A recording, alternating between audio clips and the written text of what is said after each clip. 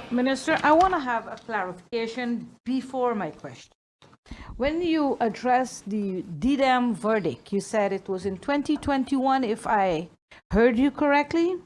Then, Minister, can you explain me how was Maho granted a renewal with over 3,000 square meters land based on a, I don't know if to call it falsified or fraudulent cadastral report, because someone from the cadastral office lost their job because of this. So if you're telling me that everybody have to reapply based on the DDAM verdict, can you then explain me how did the renewal for Maho take place? Also, Minister, my question, the infrastructure permit for Indigo Bay, I believe that was not granted based on a statement you made during our last press briefing. And I understood this was because the department is asking for an environmental impact study. Can you tell us how or what environmental impact study we are talking about, knowing that Indigo Bay is already developed with several roads inside? So if you can explain that part for me. Just to clarify, BB, indeed 2021, the dam ruling, and then reiterated again 2024. Regarding Maho, and I think I've spoken about this quite extensively, let's clarify by saying what DDAM doesn't allow. DDAM doesn't allow new issuances of land. What is allowed is renewal, extensions, and transfers. In the renewal given to Maho, it was actually just the old May brief was renewed. Nothing of the new request was given, and as such, a renewal was made possible and is completely legal. On several occasions, I think it's very important. I realize more and more we may have to do a lot more information and sharing. DDAM, once again, is only about new issuances. Maho already had their parcel, and what was actually reissued was the original parcel of that the hotel occupied. Whatever was given or sort of linked to the potential falsification was not part of the discussion when it came to the renewal of that deed. And then to your second question regarding Indigo Bay, indeed, there is currently a request for an environmental impact study, because just like a lot of developments that have happened in the past, people excavate large amounts of land and there's no environmental impact study done. To clarify, the discussions with the developers are fruitful and are ongoing and is very positive. They're very much open to correct what has been done wrong in the past. And we are also very much in discussion with trying to correct and apply what we've been speaking about, basically, is the correct process for a number of things. Given the fact that the Elkhorn coral has been discovered, given the fact that there's severe excavation of the hillside, there's been a removal of a lot of sediment. There's also the impact of leaching and water runoff when you excavate that amount of land. The environmental impact study for us as this government, and particularly for the ministry, and where we want to go with environmental sustainable development, this will become part and parcel of most large-scale developments going forward. And this group is very much open to that discussion as well. Just a quick clarification first, and that environmental impact study, who will that be paid by, and will it be independent? Yes, indeed. So thank you for your question, Emily. The environmental impact study will be independent. It needs to come from someone who's actually reputable. I think oftentimes we don't necessarily understand what an environmental impact study is, and it's something that very few people can actually do, and very often it's not available locally, and it will be paid for by the developers. Okay. And my question is actually regarding your fact-finding trip to Aruba.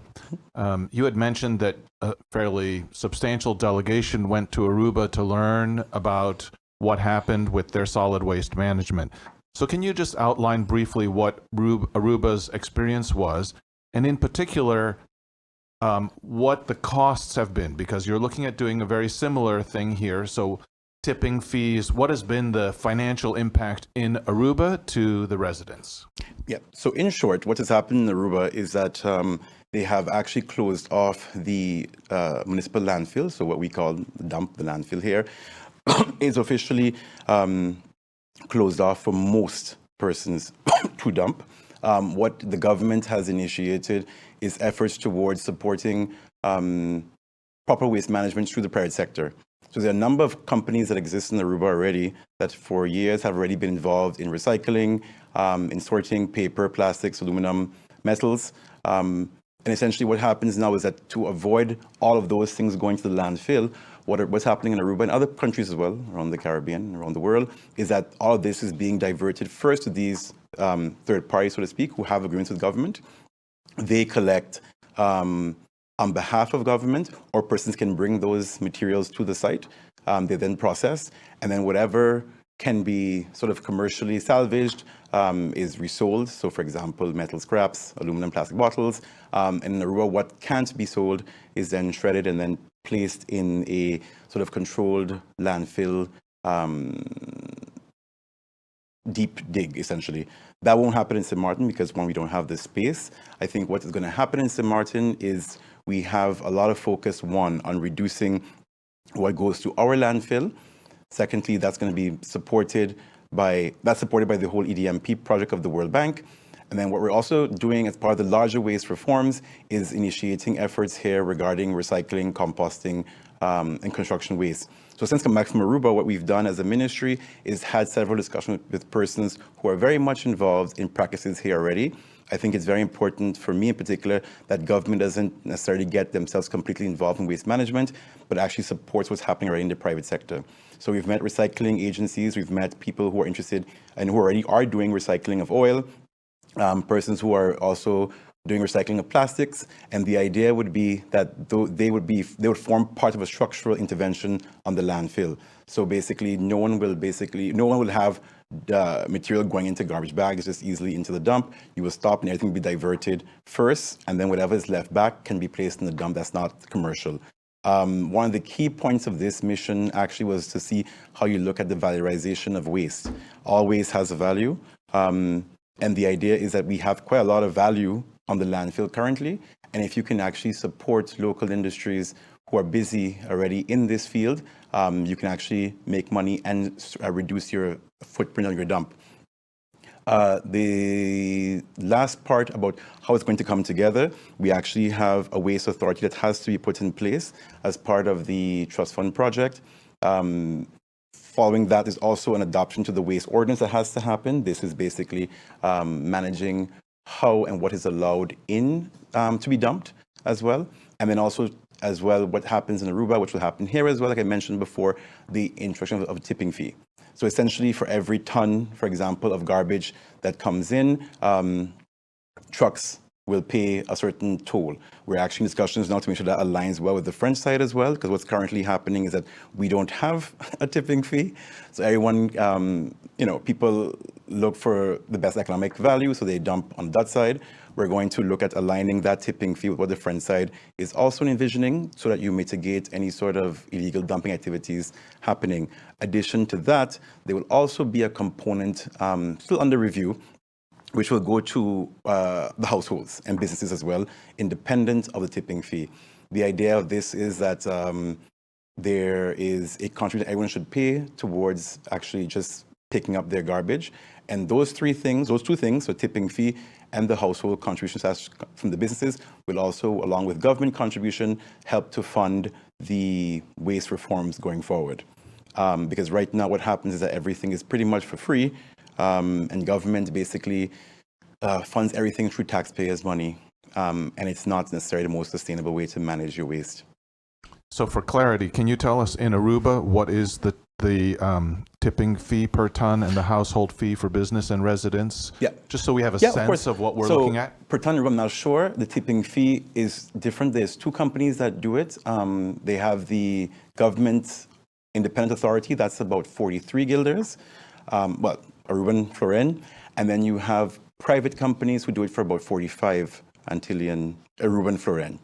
Noting, of course, that it may not be the same in St. Martin, given that we have a higher cost of living, and that 45 guilds won't necessarily be applicable to the St. Martin experience. Sorry, so that's the tipping fee per ton. This is This is the household contribution in Aruba. Okay. Monthly. Okay. And the tipping fee, you're not sure? Not sure about the tipping fee. Okay. Yeah.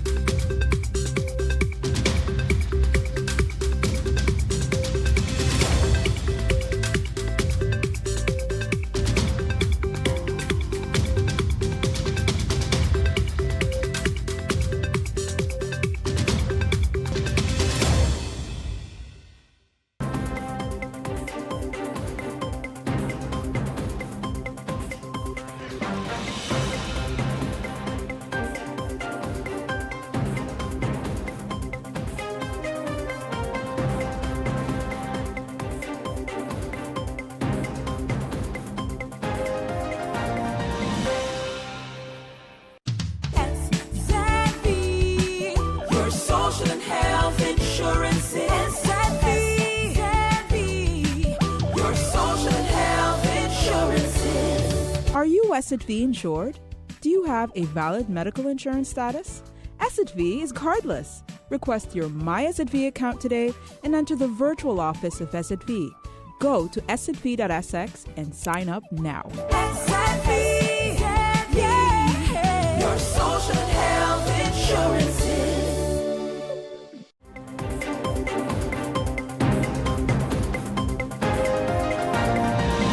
Minister Tackling has commented that the heavily tinted windows is a problem for the law enforcement officers. I guess it creates a safety hazard that when they stop a vehicle, they can't actually see inside and see what's happening.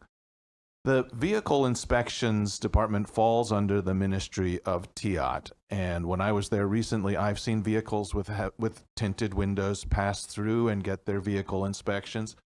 I've seen cars with license plates that are so heavily tinted that you can't even see the license plate numbers. And pass through. So, and they just pass through. So the two ministries don't seem to be hand in hand in terms of this, let's call it zero tolerance policy towards the tinting. So it's not that we haven't addressed that issue yet, but it's something that both ministries, both myself and the Minister of Justice, are planning to address. And when you see certain people with heavily tinted cars still driving, it's because the Ministry of Justice has allowed it based on sometimes they have an issue with their skin and they have special eyes, they have special medical issues, and it's allowed. But the tint is something that we're looking to address. Not address to halt, but maybe even charge, or maybe not. It's a discussion we still haven't had yet. We need to have an in-depth discussion to see how we're going to tackle it between the TIAT and justice moving forward. With the recent rising crime on the island, and very violent, deadly crime, Yes. is there any discussions about the influence of overdevelopment on the island? Is there a study done on what the occupancy of Airbnb is? Seeing that, for instance, in Pelican Key, a lot of apartments are empty most of the year. Is this something that you take into account, and also the investors that buy apartments and only occupy it for little time, so you have more concrete on the island, and the result is a lot of pressure and groups in society that get in a very difficult situation economic wise, with raising rents, cost of living rising. So is there within the common discussion, or will there be a study done in what all these new developments, what the occupancy is? Thank you, Jacqueline.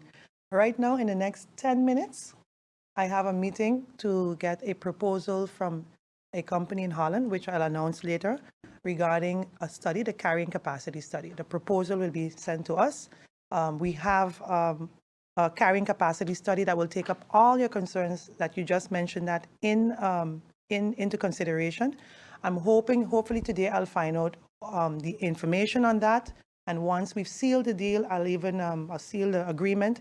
I will announce the details of that carrying capacity study. I'm hoping to have it by summer, and I'll know more details today, but I will announce mainly all your concerns for sure will be taken up in that study. I don't know if the minister wants to add to it.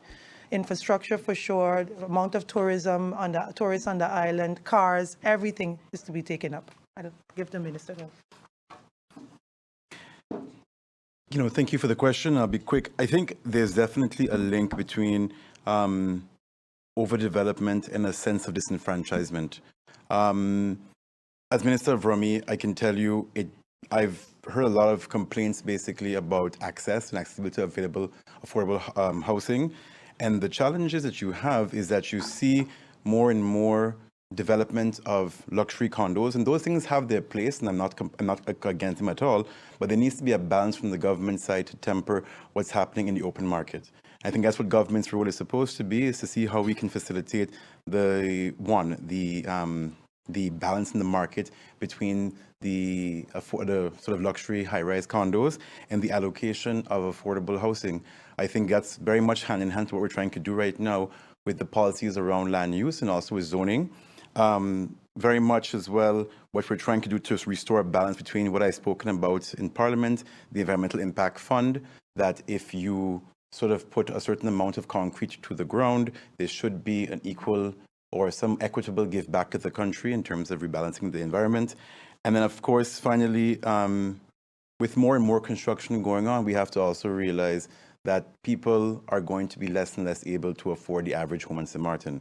So government's role in terms of finding that balance, and also in resurrecting the mortgage guarantee fund, something I've been working with the Ministry of Finance, because oftentimes the first impediment to home ownership is actually just those closing fees. That 4% is incredible, and it can equal sometimes tens of thousands of dollars, which people don't have in savings. So these are the efforts that government from our side as a coalition, I think, and as the government as well currently, is trying to address, because what we've seen a lot is development has focused largely on investors and tourists, and how do we find that balance between green space, affordable living, and also to making everybody feel part of the development of St. Martin and not feeling disenfranchised, because if I earn $4 an hour, I could never afford any of the houses that are now coming online. So kind of bringing that community feel back in is part of what we're trying to do as an initiative as well. So very much agree that what's happening on the ground does influence what you're seeing as well to some extent in the community.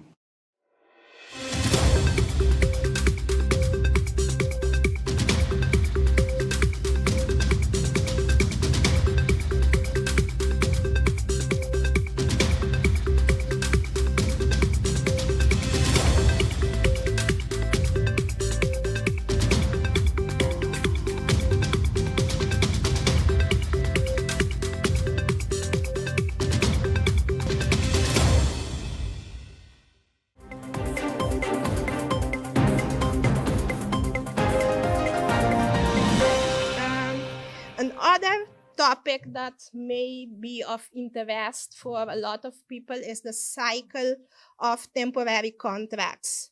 And that has changed since 2022. It used to be 3 contracts or 3 years of 36 months. But since 2022, it's 2 contracts or a maximum of 24 months. So if you do 2 contracts of 6 months, the 3rd contract you give the employee for 6 months, the employee would be permanent. Or after 24 months, maybe 2 contracts of 1 year, the 3rd year, the employee would be permanent. And the temporary contracts end by operation of the law. You don't have to give notice unless it's agreed that you will give notice. And it's nice to tell the employee, or that the employee tells the employer maybe a month in before, hey, we're not extending the agreement. Hey, I'm not want to stay working here the next year. But it's not required. You can technically, the day before the agreement ends, you can say, hey, we're not renewing, don't come tomorrow, unless otherwise agreed. 3 months, a gap of 3 months breaks the cycle of contracts. So if the employee has been working 24 months, and then it's decided, okay, maybe we don't need you anymore. If the employee stays out 3 months, then the cycle starts again. And it's not a good thing. I think I had the revolving door. And that can be a problem. Okay, you work 2 years, you go out for 3 months, you come back, you work 3 years. That can be a problem, and there is case law about it. But in principle, 3 months will start the cycle over new. And yes, and the 2 contracts, maybe 1 year, the next day after the 2 year, the employee comes in, start working, he is permanent. So, yes. One of the topics I think I like that it was introduced, but it's very difficult to do something about it in practice, is discrimination. And we're speaking about discrimination between men and women, gender discrimination. and it's into entering into an employment agreement. If you don't enter into an employment agreement because somebody is pregnant, that's discrimination. That's not allowed. But we all know if you show up with a belly, you will not get a job. We know that, but it's not okay. It's not legally allowed. So it's very difficult to prove in that situation. There's a case in Curacao. I think somebody was working for a company, and then she got pregnant. She would receive a permanent agreement, and they told her, because you're pregnant, you're not getting the job. Yeah, wrong. Most of the time, you wouldn't know, but that can be a problem. Also during employment, everything that causes discrimination between gender is not allowed. Schooling, employment conditions, employment circumstances, promotions, termination of the employment agreement because somebody is from a gender or another is not allowed. And there are exceptions, which everything it's exception. There are exceptions. Maybe a man is better suited physically for a certain job, or maybe a woman is suited physically better for a certain job.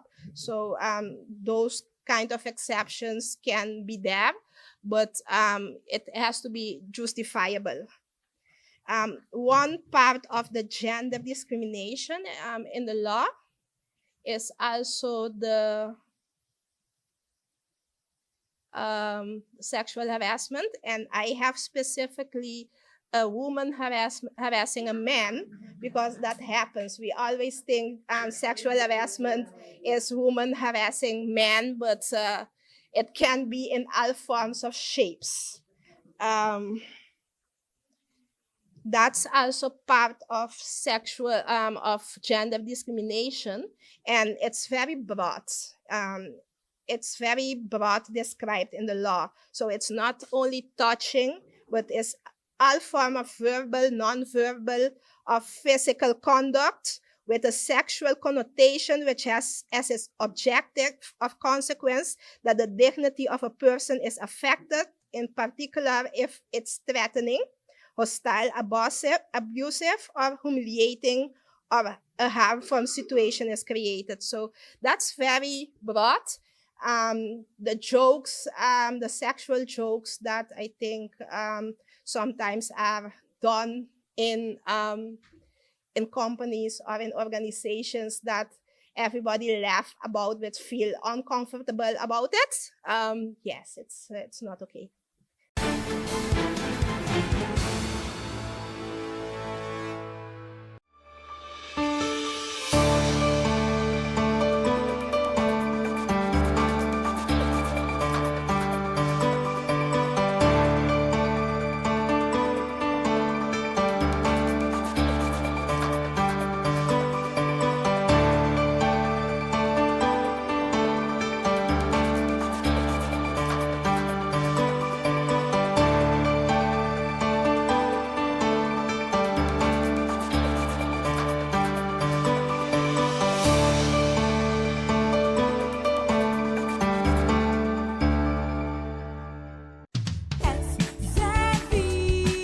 Your social and health insurance is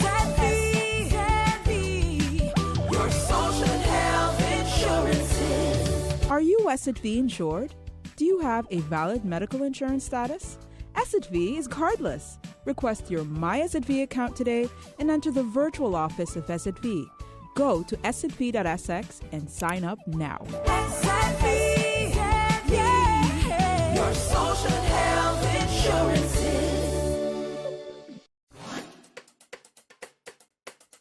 It's time for a new brand that is as bold, vibrant, and colorful as the island of St. Martin, with colors drawn from our diversity, cultural heritage, and nature. Our breathtaking beaches, waters, and sun, the majestic brown pelican, our national symbol, the radiant yellow sage, our national flower, historic border monument signifying the Dutch and French sides. Our exciting cruise, yachting, and boating ports. Renowned Maho Beach and St. Martin Airport, the hub to the Caribbean. All these parts come together to create the shape of the island of St. Martin. More than a logo. It's a new brand that engages, excites, and will inspire travelers to book. It's time to tell the St. Martin story, to reintroduce travelers to St. Martin, to honor our past, to embrace our present, and shape our future. Our culture and diversity. Dutch and French sides, unrivaled cuisine, twice the nightlife, entertainment, and shopping. Cruises, boating, and yachting. Twice the adventure, exploration, and relaxation. Splendid and scenic accommodations. Pinel, Tentamar, and island hopping in the Caribbean. Whatever your taste, St. Martin has more. Experience twice the Caribbean. St. Martin.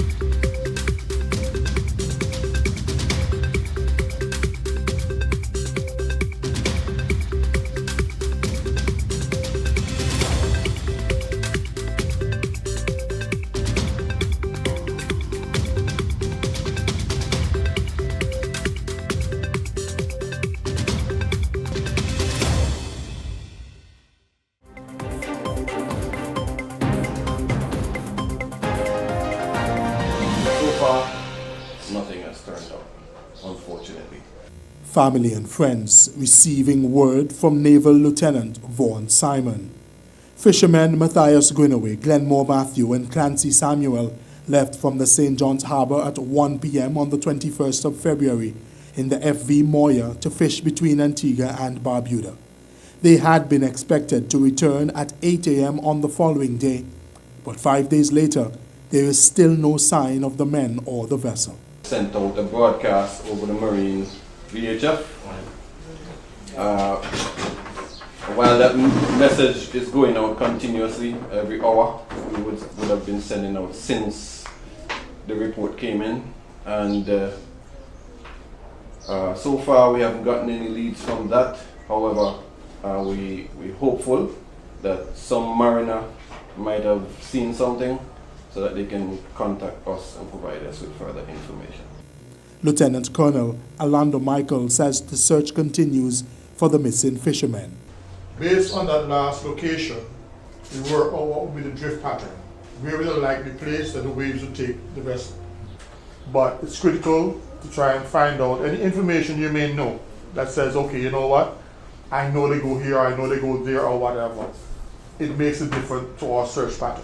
Michael assured family and friends the ABDF is using all the options available to them. What we do is also notify other fishermen and other vessels in the area. There are sailing race carrying on right now, and that goes around St. Kitts, the Rock 600. We have notified the captains on the vessels to be on the lookout for a vessel in distress. So no effort is being spared at this present time to have the loved ones brought back home.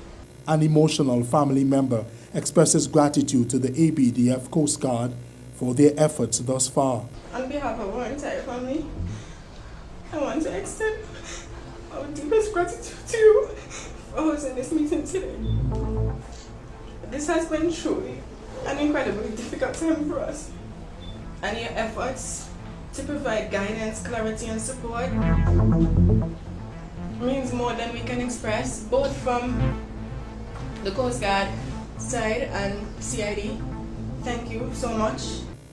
The ABDF says joint efforts continue with local and regional partners to find the 3 fishermen and the FV Moya, a 30-foot fishing vessel with a grey hull and a white superstructure. Terry Andrew, ABS News.